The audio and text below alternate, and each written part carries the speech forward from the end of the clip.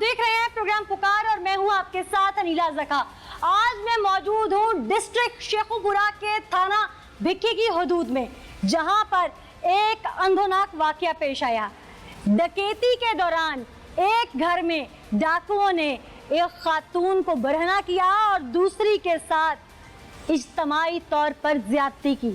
ना सिर्फ वो इज्तमाई ज्यादती उस खातून से हुई, बल्कि उसके करीब उसका मासूम 5 साला बच्चा ये सब दरिंदगी देखता रहा, डरता रहा, तड़पता रहा कि शायद उसकी माँ को ये लोग बख्श दे।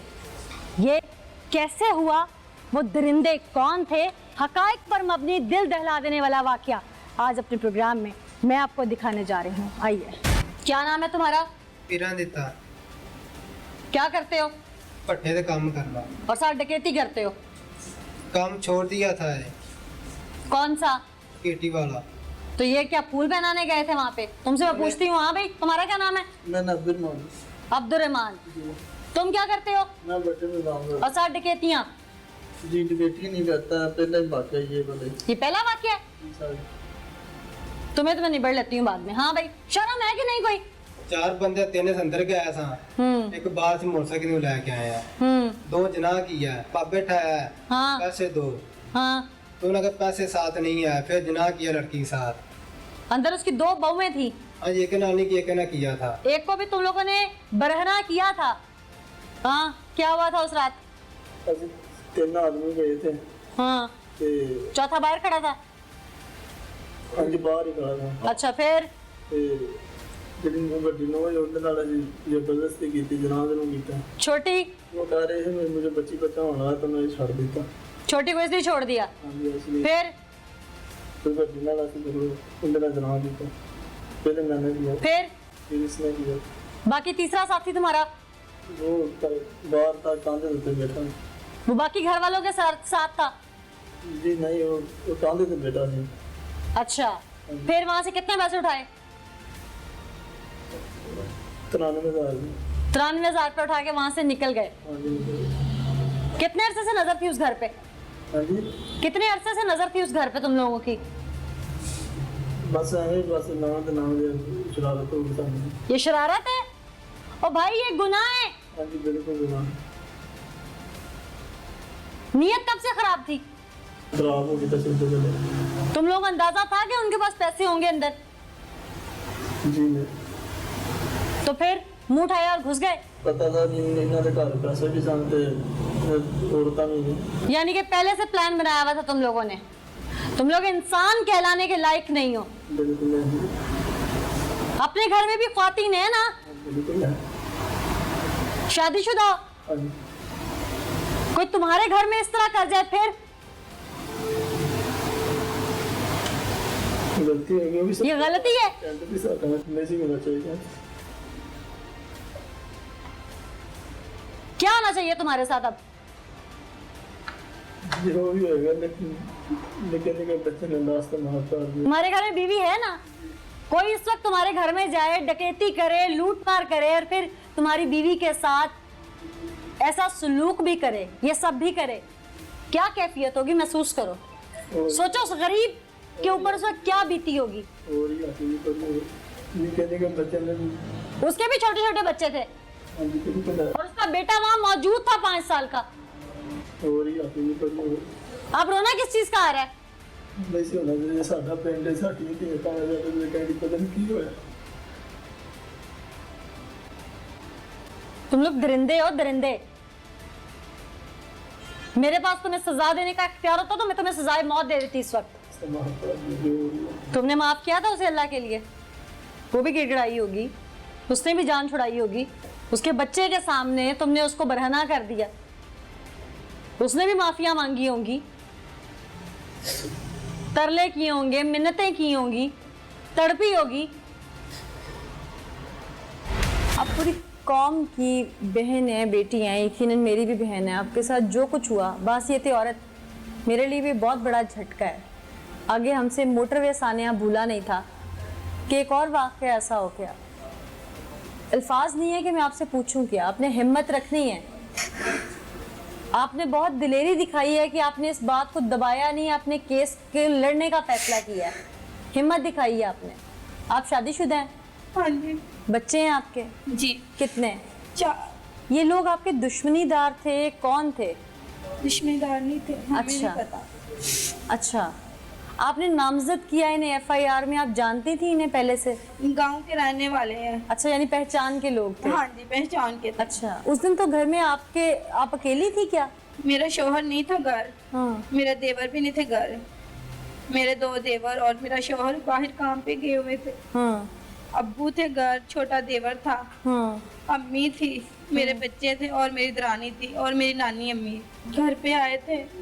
हम सब सो रहे थे, आकर अब्बू को उठाया है। अब्बू की तबीयत नहीं ठीक, अब्बू को बुखार था, उन्होंने पर राइफल थी, उसका खुराक आया, यकदम उठ के बह गई हैं। तो उन्हें कहा बीबी उठ के बह गई, चुप कर जा, एकदम चुप कर जा। अब्बू ने मारिया है, अब्बू ने गाला गुला करता रहा थे, अब्बू ने मारिया, अम्मी ने उठाया, देवर ने उठाया, मैनू उठाया। आपे चीज़ा फुलिया फुलिया पैसे सी, कुछ मेरे को सी। अब्बू को से अब्बू ने कहा सानू मारो ना, साढ़े पैसे है जो तुसी काम करने वाले आए, तुसी वो काट के चले जाओ, सानू मारो ना। क्या करने आए थे वो? डकैती वगैरह, यही चोरी वगैरह, पैसे मांग रहे थे, हमें पैसे दें, हमें पैसे दें। ऐसे क्या, ऐसे गरीब लोग, सारे को पैसे नहीं है, ऐसे वो मुशक्कत मेहनत करके खाने हैं। मेरी दरानी ਨੂੰ ਲੈ ਗਏ ਨਾ ਤੇ ਉਹਨਾਂ ਨੂੰ ਜਾ ਕੇ ਕਹਿੰਦੇ ਪੈਸੇ ਦਿਓ, ਉਹਨੂੰ ਮਾਰਿਆ, ਉਹਦੇ ਮੂੰਹ ਤੇ ਥੱਪੜ ਮਾਰਿਆ, ਲੱਕ ਢੇਡ ਦੇ ਵਿੱਚ ਮੁੱਕੇ ਮਾਰੇ ਸੀ, ਉਹਦੇ ਵਗੈਰਾ ਕੱਪੜੇ ਵਗੈਰਾ ਉਤਾਰ ਕੇ ਜ਼ਾਤੀ ਕਰਨ ਦੀ ਕੋਸ਼ਿਸ਼ ਕੀਤੀ। ਉਹ ਰੋਈ ਹੈ ਕਿ ਕਰਾਈ ਹੈ ਕਿ ਮੇਰੇ ਨਾਲ ਨਾ ਕਰੋ, ਮੇਰੇ ਬੱਚੇ ਨੂੰ खुश हो जाना। वो माँ बनने वाली थी? हाँ जी, 8 माह। 8वां महीना था हाँ आपकी जी। देवरानी को? हाँ जी। और उसको बरा ना करके उसको मारते रहे हैं? हाँ जी। फिर उसके बाद मुझे एक कमरे में ले गए, 2 जाने, एक अब्बू के पास खड़ा रहा, एक मेरी दरानी के पास खड़ा रहा। मुझे एक कमरे में ले गए, साथ वाले में, वहाँ मेरे साथ बुरा भला किया। पहले बड़े ने किया, फिर छोटे ने किया। साथ में मेरे एक छोटा बच्चा था 5 साल का, उसने सब देखा? हाँ जी।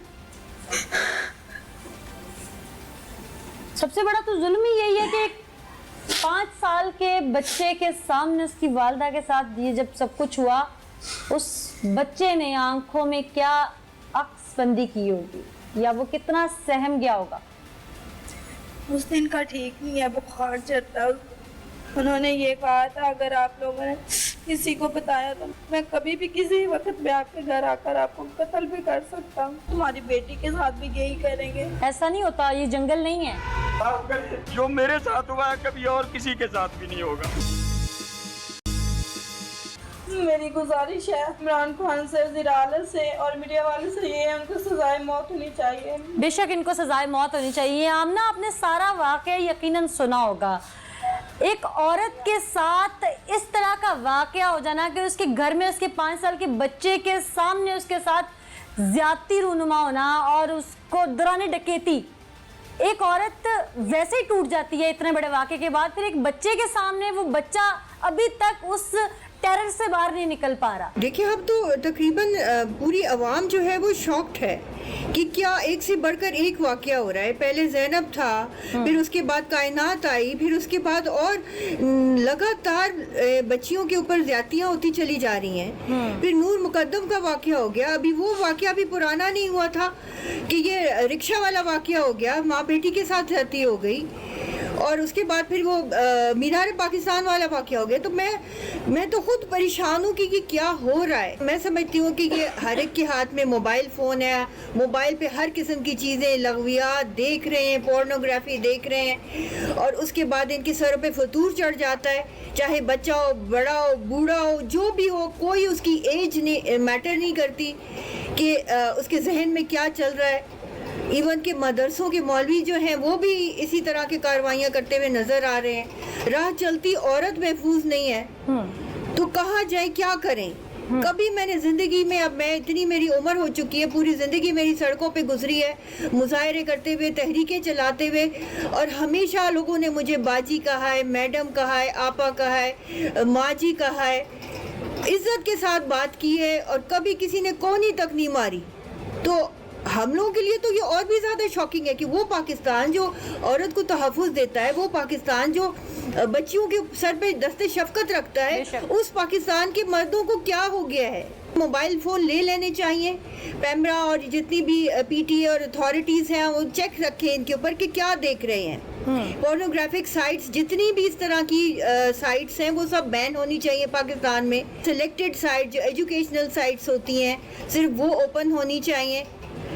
इनको तो यूट्यूब भी इनको ओपन करके नहीं देना चाहिए। तमाम साइट्स ऑलमोस्ट बैन है इस तरह की, लेकिन लोग जो है वो प्रॉक्सीज लगा के इस तरह की साइट्स खोल लेते हैं और उसका यकीनन मेरे शायद कोई आईटी वाले बता सकें इसका कोई हल है। रिसर्च करने की जरूरत है। इनके पास मौजूद हूँ जो मुतासरा खातून हैं और इनके साथ जो वाकया हुआ मेरे रोंगटे खड़े हो गए जब मैंने सुना इनके, और इनके बच्चा भी वहाँ मौजूद था। हम इनकी मदद कर रहे हैं, आप किस तरह से करेंगे इनकी मदद? देखिए, सबसे पहले तो इनकी रिहैबिलिटेशन होनी चाहिए।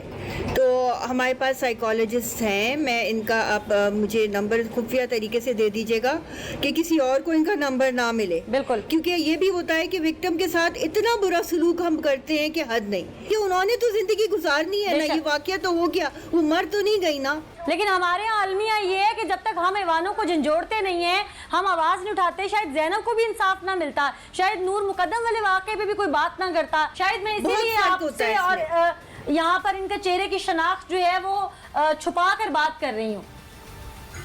बिल्कुल सही कर रही हैं ये, और मैं समझती हूँ कि ये इन मुजरिमों को सख्त से सख्त सजाएं देनी चाहिए।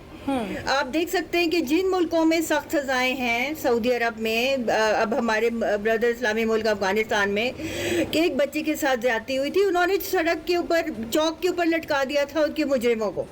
अब उसके बाद हिम्मत नहीं होगी किसी को। पाकिस्तान में जैसे ही सजा देने की बात होती है, दूसरी आवाजें उठना शुरू हो जाती हैं, जी मुजरिम के भी हकूक है।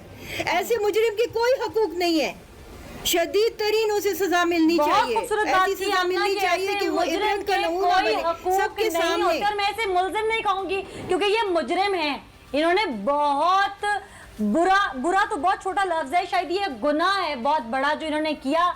और उसके बाद एक शादीशुदा औरत, एक माँ, एक बेटी, एक बहू, एक हवा की बेटी, एक पाकिस्तान की बेटी की इज्जत को रोंद कर इन्होंने शायद हमें एक झटका दिया है। तो ऐसी जो काली भेड़ें हैं इस माशरे की या माशरती नासूर हैं, इन्हें जड़ से उखाड़ फेंकना होगा ताकि हमारे वतन अजीज का नाम दोबारा हम नहीं बर्दाश्त करेंगे किसी एक की वजह से। पूरी दुनिया देख रही है, पूरी दुनिया देख रही है कि ये पाकिस्तान में क्या हो रहा है। देखिए, एक खबर आ जाना और उसके बाद फिर उसके पीछे इन्वेस्टिगेशन हो और प्रॉपर इन्वेस्टिगेशन हो, सजा दी जाए। सजा की तकलीफ करें आप, सजाए मौत होनी चाहिए इनके लिए। पूरी दुनिया में फैलाएं कि ऐसा वाकया पाकिस्तान में हुआ था। एक मासूम बच्चे के सामने उसकी वालदा के साथ ये बर्बरियत ढाना, मेरे पास लफ्ज नहीं है। अब आगे चलते हैं, आपको दिखाते हैं कि प्रोग्राम में ऐसे कौन से दिल दहला देने वाले हकायक हैं या शायद ऐसी कौन सी कहीं कहीं बारीकियां रह जाती हैं जिसकी वजह से ऐसे वाक़यात रूनुमा होते हैं। लेकिन उससे पहले हम ये बाबा जी की तरफ चलेंगे, इनसे बात करेंगे। ये घर पे मौजूद थे उस दिन जब ये डकैती का वाक़या हुआ, डाकू आए, उन्होंने इन्हें उठाया और उसके बाद जदोकोब किया। क्या हुआ? मुझे बुखार था, मेरे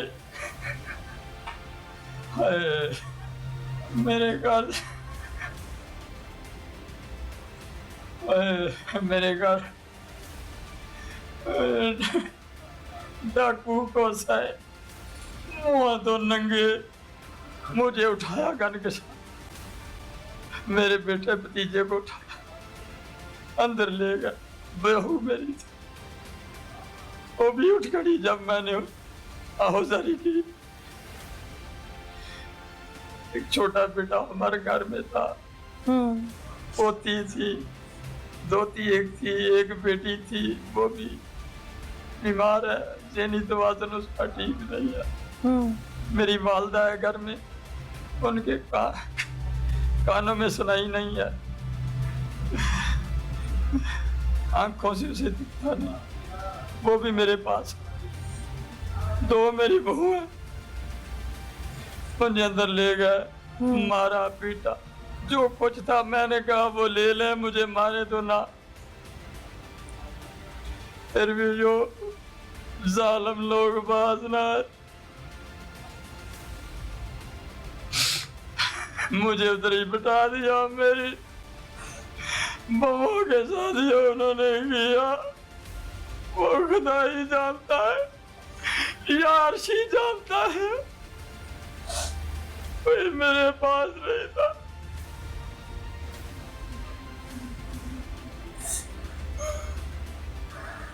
ये लोग आपके घर डकैती की नीयत से आए थे या पहले भी आपकी बहू ने या घर में से किसी औरत ने बताया हो कि इनकी नजर ठीक नहीं है, ये गांव के लोग हैं? ये नहीं है जी, ऐसे नहीं है, नहीं है, ये नहीं है। डकैती के लिए आए थे?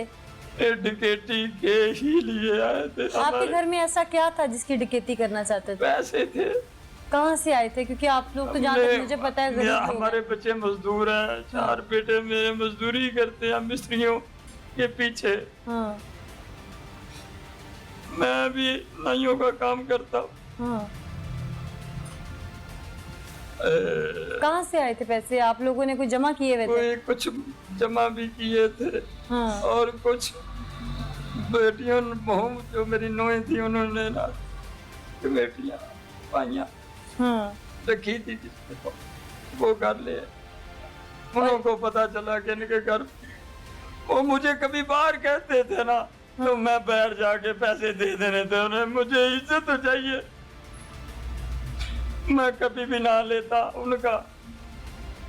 इज्जत कहीं पैसों के साथ नहीं मिलती। मीडिया के साथ भी यही मेरी गुफ्तगू है कि आप लोगों के घर जाते हैं, उनको इंसाफ तो दिलाएं, चाहे वो वजीर आजम क्यों ना हो या वजीर आला क्यों ना हो या सुप्रीम कोर्ट का जज क्यों ना हो या हाई कोर्ट का जज क्यों ना हो या शेखपुरे का जज क्यों ना हो। मुझे तो इंसाफ चाहिए और तमाम लोगों को इंसाफ चाहिए। क्यों नहीं मिलता? आंधा कानून है, ऐसे जो के मैं सदके जाऊं। उन्होंने ऐसा मुझे दिलेर कर दिया, जी करता है कि मैं उनको सजाए बहुत होनी चाहिए, बेशक होनी ताकि चाहिए। दूसरे लोगों को भी इबरत हो जाए। इनको सजाए मौत मिलनी चाहिए, इसलिए क्योंकि इन्हें मेरे बेटे के सामने किया है। मेरा बेटा जवान होगा, मुझे क्या कहेगा, मामा आपके साथ क्या हुआ? तरह तरह के सवाल पूछेंगे, इसलिए उनको सजाए मौत होनी चाहिए। एक डकैती की, ऊपर से जना किया। नाज़रीन, इससे पहले कि मैं इन सफाक दरिंदों की जाने बढ़ूं, मैं यहाँ पहले बात करूंगी डीपीओ शेखोपुरा चौधरी एहसन सैफुल्लाह साहब से। चौधरी एहसन सैफुल्लाह साहब, बहुत शुक्रिया हमें ज्वाइन करने के लिए। यकीनन आपको क्रेडिट जाता है कि ये इतना बर्बरियत वाला वाक़या था कि सुन के दिल दहल रहा था।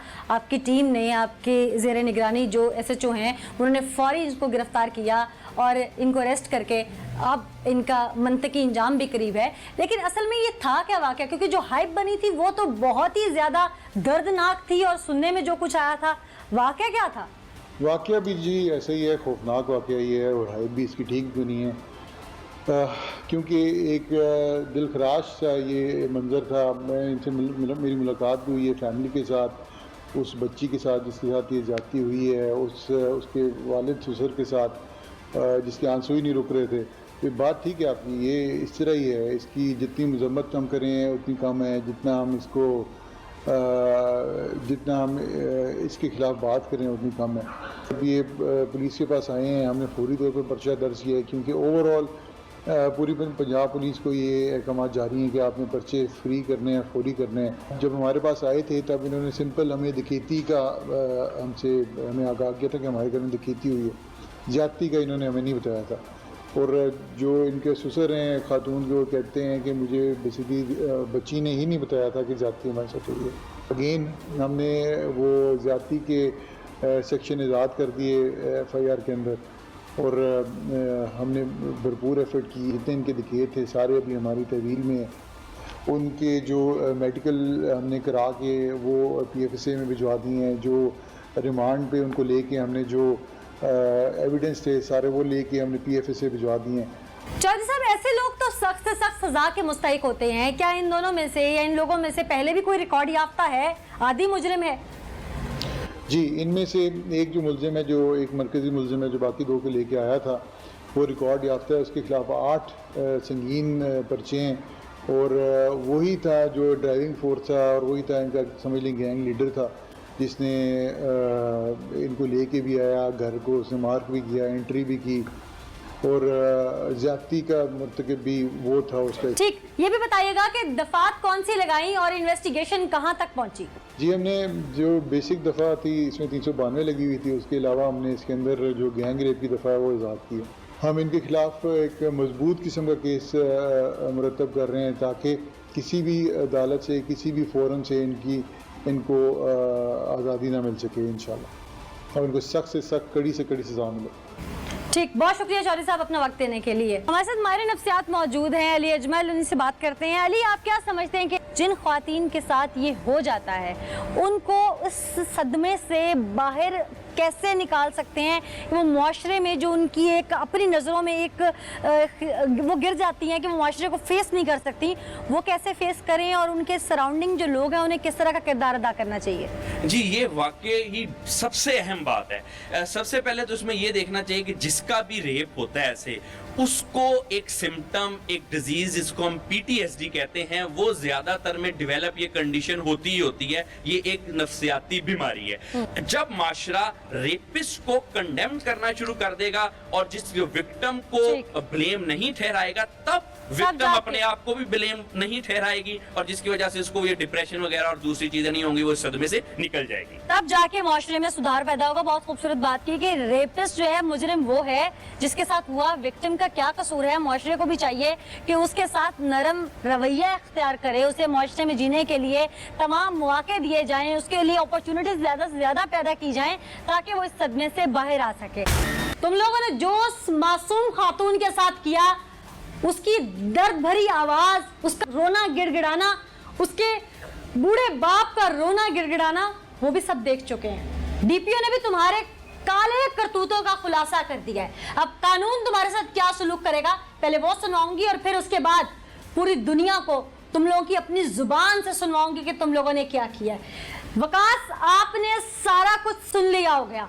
ये लोग मेरा ख्याल है रहम के काबिल तो कहीं से नहीं है। क्या सजा देता है कानून इन्हें? देखिए अनिला, जहाँ तक इज्तिमाई ज़्यादती की बात है, ये किसी औरत को बरहना करने की बात है, तो इस हवाले से सेक्शन 354A भी मौजूद है और सेक्शन 376(2) भी मौजूद है, जिनकी सज़ा जो है वो डेथ पेनल्टी है, ये इम्प्रिजमेंट फॉर लाइफ है। अच्छा वकास, मुझे ये बताइएगा कि ऐसे नासूर, क्योंकि नूर मुकद्दम का केस आया, मोटरवे केस आया हमारे सामने, हमें ज़ैनब नहीं भूली अब तक, हमें ऐसे दीगर वाक़यात जो आज तक हमने खुद से रिपोर्ट किए वो नहीं भूले। ऐसे लोगों के लिए इतनी कड़ी सजा है कानून में, कहां पर जाकर कोई नरमी की गुंजाइश होती है जहां से बचते हैं ताकि वो नरमी इन लोगों के लिए खत्म की जाए? देखिए, हमारी इन्वेस्टिगेशन और इंटेरोगेशन के प्रोसेस में बहुत ज़्यादा ऐसे सुकम रह जाते हैं, लूप होल्स रह जाते हैं, और जो अदालतों ने, सुपीरियर कोर्ट्स ने एविडेंस का जो एक म्यार मुकर्रर किया है, जब पुलिस उसके मुताबिक वो म्यार नहीं रखती तो अल्टीमेटली कुछ रिलैक्सेशन इनको सज़ा में दे दी जाती है। लेकिन आपने नूर मुकद्दम केस का हवाला दिया, उस्मान मिर्ज़ा का केस, मीनार पाकिस्तान का केस और दीगर बहुत सारे पाकिस्तान में इस तरह के हाई प्रोफाइल केसेस हैं जिसमें दरिंदगी और गैर इंसानी रवैये का मुजाहरा किया गया। और मैं ये समझता हूं कि ये लोग किसी भी सूरत में किसी भी रिलैक्सेशन के हकदार नहीं हैं, इनका अंजाम सजाए मौत है। और इस हवाले से 2 फरवरी 2021 को सेनेट की कायमा कमेटी ने सरेआम फांसी के हवाले से एक कानून पास कर लिया है और इसको सेनेट में पेश करके अप्रूव करवाएंगे। लास्ट वीक केमिकल कैस्ट्रेशन के हवाले से भी सेनेट की लॉ एंड जस्टिस कमेटी ने जो है वो कानून पास कर लिया है और आज भी इस पर गौर होश किया गया। तो मैं ये समझता हूं कि इस तरह के दरिंदों, हैवानों के लिए जो है वो सरेआम फांसी देने की जरूरत है ताकि एक मिसाल सेट की जाए और हमारी सोसाइटी में जो कि गिल्टी माइंड रखते हैं, जो क्रिमिनल मेकिंग है, उनके जहानों के रूप में ये चीज जरूर रक्स करे कि कल अगर हम भी इस तरह की वारदात करेंगे तो हमें सरेआम फांसियां दी जाएंगी, हमें इबरतनाक सजाएं दी जाएंगी, हमें ना मर्द बनाया जाएगा और चौकों चौराहों में हमारा मुंह काला किया जाएगा। जब तक आप अनीला प्रेसिडेंट सेट नहीं करेंगे, इन लोगों को नहीं टांगेंगे, इनको सरेआम सजाएं नहीं देंगे, ये क्राइम बदकिस्मती से नहीं रुकेंगे। लिहाजा स्पीडी एक्सपीडिशियस जस्टिस की इंश्योरेंस के लिए पुलिस को भी काम करना चाहिए और जो हमारे प्रोसेस के अंदर स्पेशली जो एंटी रेप ऑर्डिनेंस 2020 बनाया गया उसके अंदर एंटी रेप क्राइसिस सेल का जो तस्करा किया गया और 3 महीने के अंदर जो स्पेशल कोड इसको स्पीडीली डिसाइड करेगी उस चीज का हवाला दिया गया। मैं ये समझता हूं कि अगर उसको सही मानों में पाकिस्तान में नाफिज कर दिया जाए तो इस तरह के जो नासूर है हमारे माशरे में, जो इंसान नहीं दरिंदे हैं, जो जंगल के खूनहा भेड़ियों से भी बढ़कर हैं, मैं ये समझता हूं कि उनका कला कमा हो सकता है। बिल्कुल हो सकता है उनका कला कमा। बहुत शुक्रिया बैरिस्टर वकास अब्रेज हमारे साथ मौजूद थे। अब चलेंगे इनकी जान। हाँ भाई, मुदई फैमिली या उस खातून का रोना, उसका तड़पना इस वक्त मुझे हिला गया है। गलती हो गई है, ये गलती है सिर्फ। दिमाग खराब हो गया की मसला बने, गलती से तो हो गई, कर माफ कर दे, अज अपना लाके छाड़ दे आगे, अब तो गलती नहीं हो गई थी। तुम्हें कानून छोड़ेगा तो तुम इलाका छोड़ोगे ना। मेहरबानी करो, तुम लोग तो इस काबिल ही नहीं हो कि तुम्हें छोड़ा जाए। वैसे नहीं जेन काम किया है उन्हें कहा चले गए, क्यों? वही घर मिला था पूरे गांव में, माफ कर दे। एक डकैती की, ऊपर से जना किया, फिर वहां पर उसको धमकाते रहे कि अगर तूने जुबान खोली तो तेरी बेटी के साथ भी यही सब करेंगे। गलती हो गई। कितने की डकैती की थी वहां से? 93,000। वो 93,000 कितने दिन चला लोगे? कितना खा लोगे उससे? बस अब ठीक है। जो कुछ तुमने किया है ना, उससे अर्श हिल गया है। हाँ जी, और आज इसीलिए तुम लोग यहाँ पे हो। ये रोने किस काम के हैं? डकैती में क्या क्या लेके गए थे ये लोग? किसी में कुछ पैसे नकदी थी 90,000। पैसे रिकवर हो गए? जी पैसे रिकवर हो गए। सही। तो बकाया मजीद तफ्तीश है जो हम इसके केस को बहुत ज़्यादा मजबूत बनाएंगे, जो भी शायद है वो कलेक्ट करेंगे ताकि ये अपने अंजाम को पहुँच सके। बिल्कुल, जो भी एविडेंस है वो कलेक्ट करें और इसको इतना मजबूत, क्योंकि केस अभी मोटरवे सानिया हमें भूला नहीं था, अभी नूर मुकद्दम हमें भूला नहीं था, अभी जैनब हमें भूली नहीं थी कि एक इस तरह का वाक़या हो जाना दिल दहल जाता है और एक मासूम बच्चे पे क्या इम्पैक्ट पड़ेगा। मेरा कलेजा लरस गया उस वक्त जिस वक्त उस खातून ने मुझे रोते हुए कहा कि मेरा बेटा बड़ा होके मुझे क्या कहेगा कि ममा आपके साथ ये सब हुआ था। आज उसको शऊर नहीं, लेकिन जब उसे शऊर आएगा और उसे पता चलेगा कि ये सब क्या था मेरी माँ के साथ, वो कहीं फेस नहीं कर सकेगा और वो माँ अपने बेटे को फेस नहीं कर सकेगी। ऐसे लोगों को मेरी अदालत आलिया से अपील है कि इनको कैफिर किरदार तक पहुँचाया जाए, इन्हें सजाए मौत दी जाए। जहाँ तक कानूनी तकाजे पूरे करके जैसे भी कानून में मुमकिन है इन्हें कड़ी से कड़ी सज़ा दी जाए ताकि ऐसा वाक़या दोबारा रूनुमा ना हो। आज के एपिसोड से मुझे नीला ज़का को इजाज़त दीजिए। अगले एपिसोड में फिर हाजिर होंगे, तब तक के लिए अल्लाह ने के बाद।